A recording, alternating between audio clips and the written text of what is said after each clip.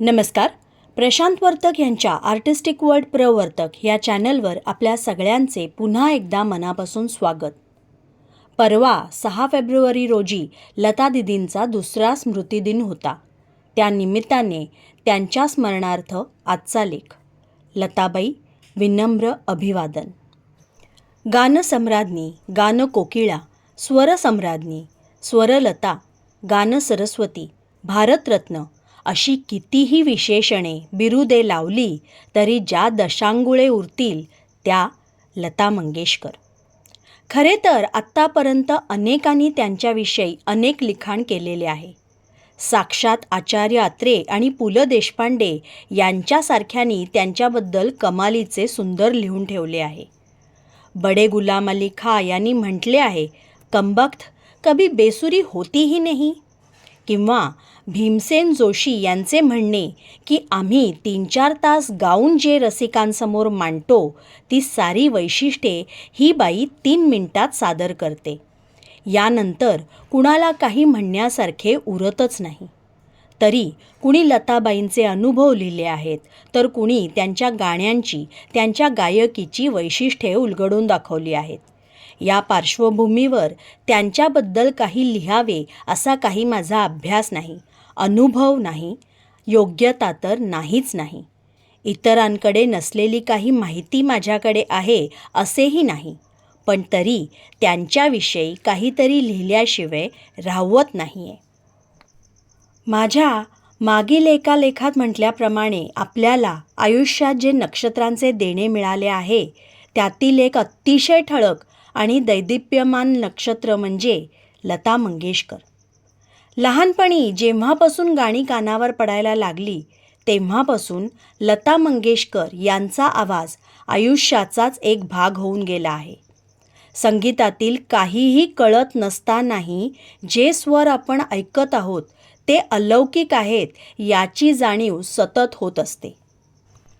याशिवाय ये रात भीगी भीगी मधला आलाप किंवा आपकी आँखों में कुछच्या वेळचे त्यांचे हसणे यासारख्या असंख्य गोष्टींचे सौंदर्य कळते, पण त्याचे वर्णन करणे माझ्यासारख्याला केवळ अशक्य आहे. लगान बघत असताना ओ पालनहारे सुरू झाले आणि अनपेक्षित असताना अचानक तो दैवी आवाज ऐकून अंगावर रोमांच उभे राहिले.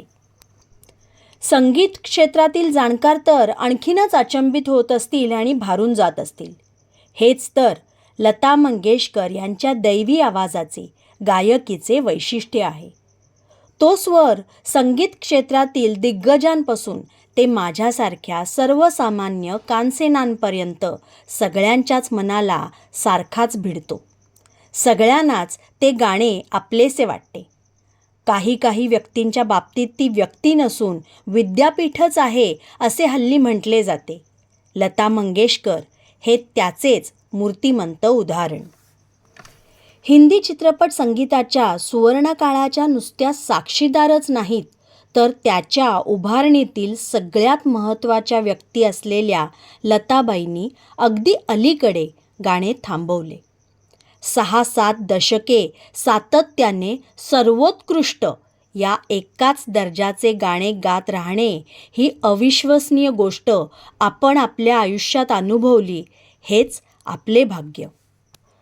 आता त्यांचे लौकिक अर्थाने स्वर्गात प्रस्थान झालेले असले तरी आपल्या आवाजाने, गाण्याने त्या अमर आहेत.